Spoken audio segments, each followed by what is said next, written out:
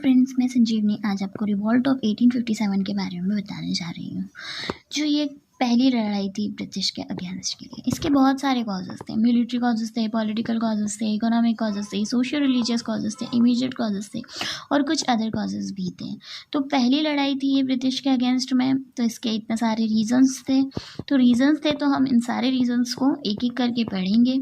तो English east India company जो थी 1600 में अकबर के टाइम पे हमारे इंडिया में आई थी और किसके थ्रू आई थी? रॉयल चार्टर के थ्रू आई थी। तो हमारा जो पहला कॉज है मिलिट्री कॉज, उसको हम देखते हैं। तो overseas employment which was against the belief of Hindu in not crossing the seas. क्या हो रहा था? वो लोग हमसे बोल रहे थे कि एम्प्लॉयमेंट के लिए आप लोग बाहर जाइए, जो कि हिंदू रिलीजन के अगेंस्ट था। Difference in salaries for equal ranks, वहाँ पर हमको क्या देखने को मिल रहा था? जो इंडियन सोल्जर था उसको कम सैलरी मिल रही थी और जो यूरोपियन सोल्जर था उनको क्या दे रहे थे? ज़्यादा सैलरी दे रहे थे। रैंक एक ही थी लेकिन सैलरी उन लोगों को ज़्यादा मिल रही थी। Special provisioning for European soldier, जो यूरोपियन सोल्जर्स थे उनको डबल भत्ता मिलता था, लेकिन जो इंडियन सोल्जर्स थे उनको डबल भत्ता नहीं मिलता था। एक्स्ट्रा हमको बोनस नहीं मिलता था। Indian rank could not rise above सूबेदार, इंडियन सोल्जर्स जो थे उनको क्या कर रहे थे? सूबेदार से आगे नहीं बढ़ने दे रहे थे। जो यूरोपियन सोल्जर थे वो उनकी रैंक बढ़ती थी। मिलिट्री कॉजेस तो हमने देख लिए, अब हम देखते हैं कि पॉलिटिकल कॉजेस क्या थे। Doctrine of slaves states under this revolted Nana Saheb was refused pension as he was the adopted son of Peshwa Bajirao. Doctrine of slaves का मतलब हड़प नीति, ये डालहौसी ने 1848 में इंट्रोड्यूस करी थी। इसमें यह था कि जो नाना साहेब थे वो पेशवा बाजीराव के अडॉप्टेड सन थे, तो उनके जाने के बाद में इनको पेंशन देने से मना कर दिया गया था। Awadh was annexed in 1856 on charge of Mala administration. Awadh को 1856 में इन लोगों ने क्या कर लिया? अपने कब्जे में लिया। क्यों? क्योंकि इनको लगता था कि वहाँ के जो राजा हैं वो अच्छे से रूल वहाँ पर नहीं कर रहे हैं, इसलिए। Satara, Jhansi, Nagpur and Sambalpur were annexed during to doctrine of slaves. इसी में सतारा, झांसी, नागपुर और संबलपुर को भी इन लोगों ने अपने कब्जे में ले लिया था। तो policy of subsidiary alliance, Lord Wellesley, non intervention policy. First was Hyderabad who accepted this. क्या हो रहा था? ये सहायक संधि जो थी ये लॉर्ड वेलेस्ली के द्वारा क्या इंट्रोड्यूस की गई थी? Non intervention policy. इसमें यह था कि कोई दखलंदाजी नहीं करेगा और ये सबसे पहले हैदराबाद ने एक्सेप्ट करी थी। Economic causes, high rate of taxation, zamindari, ryotwari, mahalwari. क्या हुआ था? जमींदारी का मतलब क्या होता है? Permanent settlement of Bengal. ये परमानेंट सेटलमेंट ऑफ बंगाल में हुआ था, 1798 में हुआ था। लॉर्ड कॉर्नवालिस के द्वारा हुआ था, जॉन श्योर के रिकमेंडेशन पर। Discriminatory tariff policy against Indian products. Destruction of traditional handicraft resulted into disindustrialization, which result in unemployment. इन लोगों ने क्या किया कि जो हमारे यहाँ पर हैंडीक्राफ्ट चीज़ें बनती थी, जो हाथों से बनाई जाती थी, इन लोगों ने उसके लिए मशीन्स यूज़ करना चालू कर दी थी। इस वजह से जो हमारे यहाँ का अनएम्प्लॉयमेंट बहुत बढ़ गई थी। देन हम बात करें सोशियो रिलीजियस कॉजेस की। सम रिफॉर्म लाइक एंटी सती रेजोल्यूशन 1829, विडो रीमैरिज एक्ट वर अनपॉपुलर अमंग ऑर्थोडॉक्स हिंदूज। इन लोगों ने क्या किया था कि एंटी सती रिजोल्यूशन जो कि 1829 में इन लोगों ने हटा दी थी, विडो रीमैरिज एक्ट, और उनसे क्या इन्होंने सबसे पहले तो क्या किया कि सती प्रथा जो थी हमारे यहाँ पर उसको ख़त्म करवा दिया। फिर उसके बाद में ये बोला कि जो विधवा हो गई है तो अब उसको वापस से शादी करवा दो। तो इन लोगों ने ये ऐसा किया, तो एक ये भी सोशियो रिलीजियस कॉज बन गया 1857 के वॉर के लिए। Racial discrimination by British against Indian, forceful conversion of Christianity. इन लोगों ने क्या किया? ये लोग गोरे काले में भेद करते थे। ये लोग बोलते थे क्रिश्चियनिटी को एक्सेप्ट करो, क्रिश्चियनिटी में क्रिश्चियन बनो, कन्वर्जन करो अपने। इमीडिएट कॉजेस, अगर हम इमीडिएट कॉजेस को देखें, uses of cartridges made from cow and pig feet in new एफिट।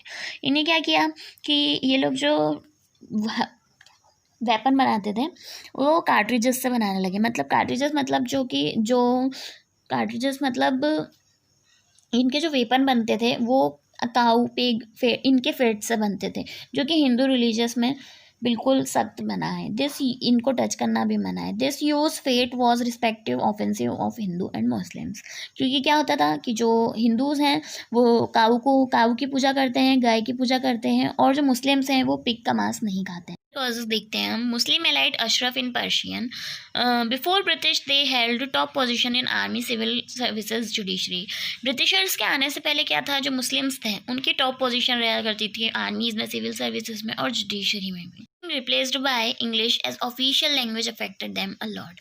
उन लोगों ने क्या किया था कि ब्रिटिशर्स के आने से पहले मुगल्स थे, तो मुगल ने पर्शियन भाषा चलाई थी, तो ये बहुत अफेक्ट किया था ये बात। ऑफिशियल लैंग्वेज इन लोगों ने इंग्लिश कर दी थी, तो लोगों को समझ ही नहीं आ रहा था कि क्या बोल रहे हैं ये लोग।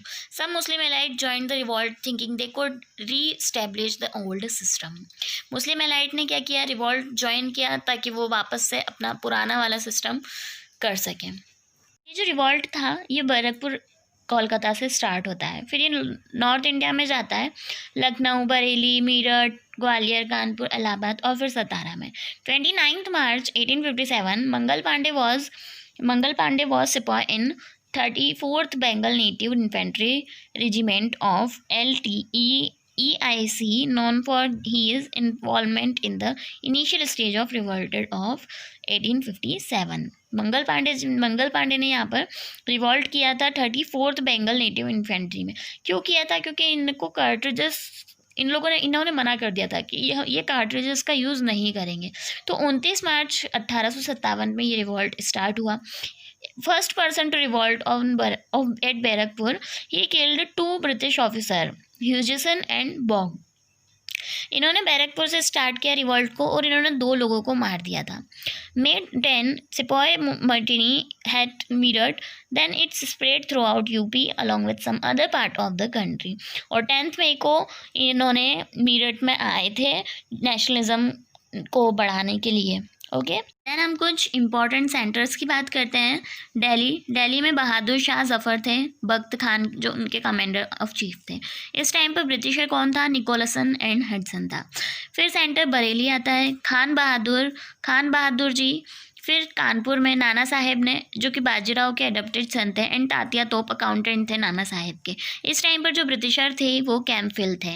लखनऊ में बेगम हजरत महल थे। कैंपफिल यहाँ पर भी कैंप बेल थे। झांसी में रानी लक्ष्मीबाई, फैजद मौलवी, अहमदुल्ला शाह थे। उस टाइम पर ह्यूज रोज थे ब्रिटिशर में। इलाहाबाद में लियाकत अली थे, जो कि कॉलोनेल थे उस टाइम पर ब्रिटिशर। जगदीशपुर बिहार में जो है कुंवर सिंह एंड अमर सिंह थे। इस टाइम पर ब्रिटिशर जो थे वो विलियम टेलर एंड विंसेंट थे। लीडर्स भी थे, पटना से मौलवी पीर अली थे, ठीक है। फैज़ाबाद से मौलवी अहमद थे। फतेहपुर से अतीमुल्ला थे। अवध से रोहिलखंड मौलवी अहमद अल्लू थे, कॉल्ड ढाका शाह एंड मौलवी विथ ड्रम। मथुरा से देवी सिंह थे। मेरठ से कदम सिंह थे। अदर फैक्ट्स देखिए, तो तात्या तोप का जो ओरिजिनल नाम था वो रामचंद्र पांडुरंग था। नाना साहेब का जो ओरिजिनल नाम था वो धोंदू पंत था। शाहजहां हिंदुस्तान और एम्पायर ऑफ इंडिया जिसको बोला जाता है वो बहादुर शाह जफर थे। रानी लक्ष्मीबाई एक विडोड क्वीन थी राजा गंगाधर राव की, झांसी से। She is also called Manu martyred at Kalpi near Jhansi. इन्होंने लड़ते वक्त ये शहीद हो गई थी। Sir Hugh Rose describe Rani Lakshmibai as the best and bravest leader of the rebel.